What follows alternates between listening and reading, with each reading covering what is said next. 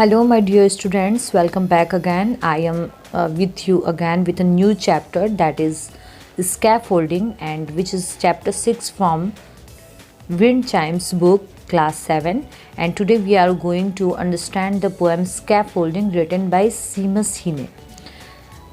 What is scaffolding? Before introducing Seamus Heaney, I would like to introduce you about the term scaffolding, because the poem is rotating on this one word, scaffolding.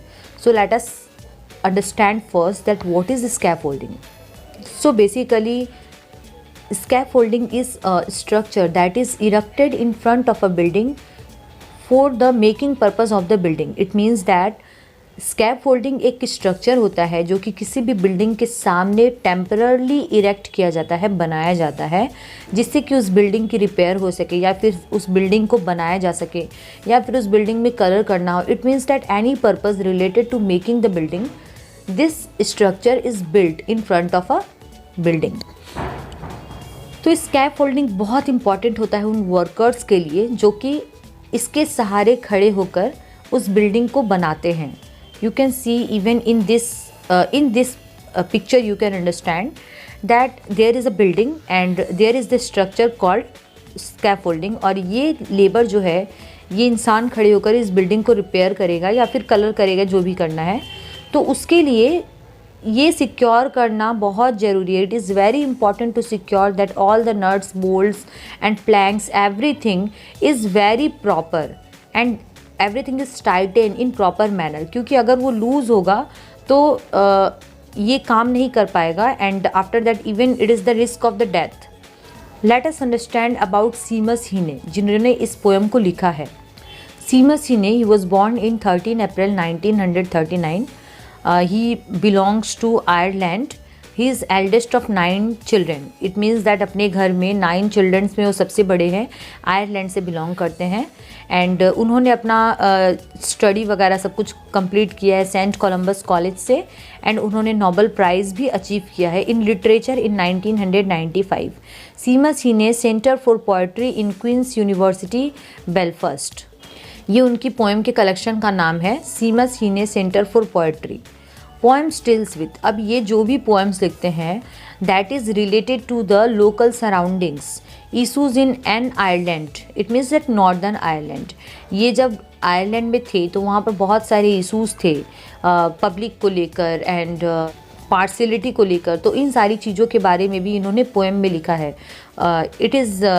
It is most common that whatever we see that is stored in our mind somewhere, and if you are a writer then you will write all these things in your writings. तो इनके भी साथ जो इनके surroundings में हुआ था, उन्होंने इन्हीं सब चीज़ों के ऊपर पोएम लिखा है. अपनी खुद की फैमिली हिस्ट्री के ऊपर भी पोएम लिखा है. Focus on characters in his own family, और अपने फैमिलीज़ में जो कैरेक्टर्स देखते थे उन्हीं को मिला जुला कर ये पोइट्रीज़ लिखे हैं. एंड बहुत सारे स्टोरीज़, नॉवेल्स वगैरह भी इन्होंने लिखे हैं. And before moving forward to understand the poem, don't forget to hit the bell icon button and please subscribe my channel so that you will get all the videos when I will upload this. And please don't forget to hit the like button also. It will encourage me so much. So till now we have understood the meaning of the term scaffolding and the writing style of the poet Seamus Heaney. Now let us understand that what the two lines are saying. Masons, when they start upon a building, are careful to test out the scaffolding. Mason is actually the person who repairs a building or makes the building. It means that mason वो labour होता है या वो person होता है जो कि buildings को रिपेयर करता है या बनाता है. Mason, when they start upon a building, are careful to test out the scaffolding. Mason उस समय बहुत केयरफुल रहता है स्कैफोल्डिंग को टेस्ट करने के लिए, स्कैफोल्डिंग्स की प्योरिटी को चेक करने के लिए कि ये प्रॉपर है या नहीं. इट मीन्स ये सिक्योर रहेगा कि नहीं इस बिल्डिंग को रिपेयर करने के लिए. बिकॉज मेसन्स किसी भी बिल्डिंग के सामने एक टेम्पररली स्कैफोल्डिंग को इरेक्ट करते हैं, बनाते हैं, और उस स्कैफोल्डिंग्स के सहारे ही वो इस बिल्डिंग को रिपेयर करते हैं. So it is very important for the mason to check that all the nuts, bolts and planks are properly secure. और इसके ऊपर चढ़कर वो काम करे तो उसकी लाइफ को थ्रेटन तो नहीं है, उसकी लाइफ का कोई रिस्क तो नहीं है, and it will be the successful thing if the scaffolding is proper. So first line is saying that mason when they start upon a building, एक मैसन जब वो बिल्डिंग को बनाना स्टार्ट करता है, are careful to test out the scaffolding, वो बहुत careful होता है स्कैफोल्डिंग को लेकर. इट मीन्स दैट स्कैफोल्डिंग ठीक होना चाहिए. If the structure is not okay then how can he work on this structure. Make sure that planks won't slip at busy points. Secure all ladders, tighten bolted joints. Now the second couplet is saying that make sure that planks won't slip. It means that जो भी तख्ते वगैरह लगाए हुए हैं लकड़ी के जिसके ऊपर वो चलेगा, चल के रिपेयर करेगा, won't slip, वो कहीं फिसल तो नहीं जाएंगे. At busy points. Busy points means the places where a mason is travelling again and again. It means that ऐसा प्लेस, ऐसा तख्ता जिसके ऊपर से आना जाना उसका रेगुलर रहेगा. तो ऐसा बोला जा रहा है कि एक मैसन को वो प्लैंक्स को भी बहुत अच्छे से देखना होता है, कहीं वो स्लिप तो ना कर जाए. Secure all ladders. Ladders means सीढ़ी. सारे सीढ़ी के जो भी सीढ़ी है वो प्रॉपर है या नहीं उसे भी सिक्योर करना होता है. Tight and bolted joints. And ये भी देखना होता है कि जो भी बोल्ट्स वगैरह, जो नट वगैरह लगाए हुए हैं वो प्रॉपर टाइट है कि नहीं, हर एक जॉइंट ठीक से है कि नहीं, कहीं वो स्कैफोल्डिंग का वो स्ट्रक्चर, वो जहाँ पे जॉइंट है कहीं वो खुल तो नहीं जाएगा. These are the things that a mason must be careful about. ये सारी वो चीज़ें हैं, अगर किसी मैसन को बिल्डिंग को रिपेयर करना है या बनाना है तो उसे इन सारी चीज़ों को ज़रूर अच्छे से देख लेना होगा. What the third couplet is saying, and yet all this comes down when the job's done, sewing of walls of sure and solid stone. Third line is saying that जब हमारा काम पूरा हो जाता है, इट मीन्स दैट बिल्डिंग की repairing हो जाती है या फिर बिल्डिंग बन जाती है proper, then yet all this come down when the job's done. तब ये स्कैफोल्डिंग जो है इसे हटा लिया जाएगा, अब इसकी ज़रूरत नहीं रहेगी. All this things will be come down. ये सारी जो स्कैफोल्डिंग है, बोल्ट्स है, जॉइंट्स है, लेडर्स है, ये सब हट जाएंगे. Sowing of walls. और उस समय हमें क्या दिखाई देगा, वो मजबूत वॉल दिखाई देगी. It means that we will see that strength beautiful building. उस समय हम वो मजबूत ब्यूटीफुल बिल्डिंग देखेंगे. Of sure and solid stone, जिसके स्टोन्स क्या रहेंगे, बहुत सॉलिड रहेंगे. It means that with the help of the scaffolding, a mason will build a very beautiful and very strong building. जब scaffolding हट जाएगा तब हमें एक proper solid stone की building दिखाई देगी. What the fourth line is saying, so if my dear, there sometimes seems to be old bridges breaking between you and me. The poem was actually written by Seamus Heaney when he got married.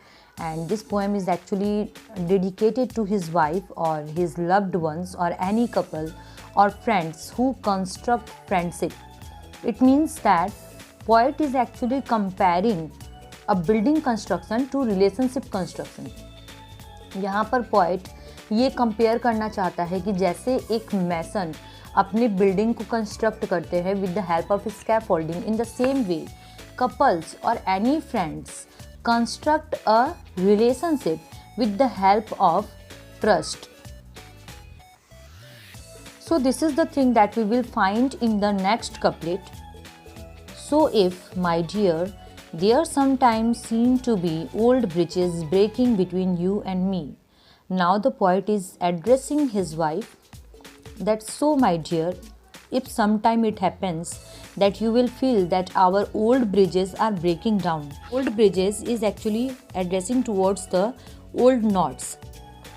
अगर तुम्हें कभी भी ऐसा लगे कि हमारे बीच के ओल्ड ब्रिजेस, इट मीन्स हमारे old knots are breaking down, अब कमज़ोर हो रहे हैं और उस तरीके से सपोर्ट नहीं कर रहे हैं, then never fear, we may let the scaffolds fall, confident that we have built our wall.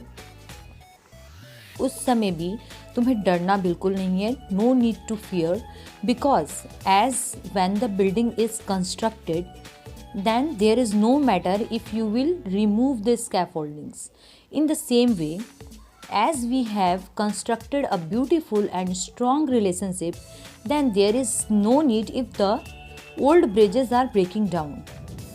जैसे एक मैसन एक अच्छा बिल्डिंग और मजबूत बिल्डिंग कंस्ट्रक्ट करने के बाद उस स्कैफोल्डिंग्स को हटाने के बाद भी उस बिल्डिंग पे कोई असर नहीं रहता है, इन द सेम वे अगर हमारे रिलेशनशिप के बीच में भी कोई प्रॉब्लम आए और हमारे ओल्ड ब्रिजेस ब्रेक डाउन हो जाए, even at that time no need to fear because we have constructed our relationship.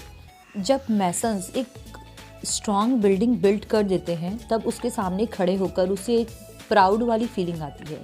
They feels pride that they have constructed the very beautiful and very strong building. In the same way, when two persons, they may be husband wife, they may be friends, or they may be couple, when they build a very strong and very meaningful relationship, then there is also the matter of confidence. And at that time, even if they will remove the scaffoldings, then no need to fear. अगर couples के बीच वैसा कुछ हो भी जाता है, it means that अगर कोई प्रॉब्लम भी दिखाई देती है तो भी कॉन्फिडेंट रहना चाहिए because they have built their strong wall. So this was the poem written by Seamus Heaney. Although the poem is looking so much simple, but there is a very deep message, very deep meaning for the friends or the couples or the husband wives, that confidence is very important for their relationship. And as the poem is completed, let me tell you some figure of speech. What is figure of speech? जैसे हिंदी में कुछ छंद अलंकार वगैरह होता है जिससे कि लिखने के तरीके बहुत ब्यूटीफुल हो जाते हैं और पढ़ने में भी अच्छा लगता है। In the same way in English language there is the use of figure of speech. Figure of speech is nothing but the different way of saying the same thing. In the third couplet, in this line, sowing of walls of sure and solid stone. In this line, sure, solid and stone, all these words are starting from S.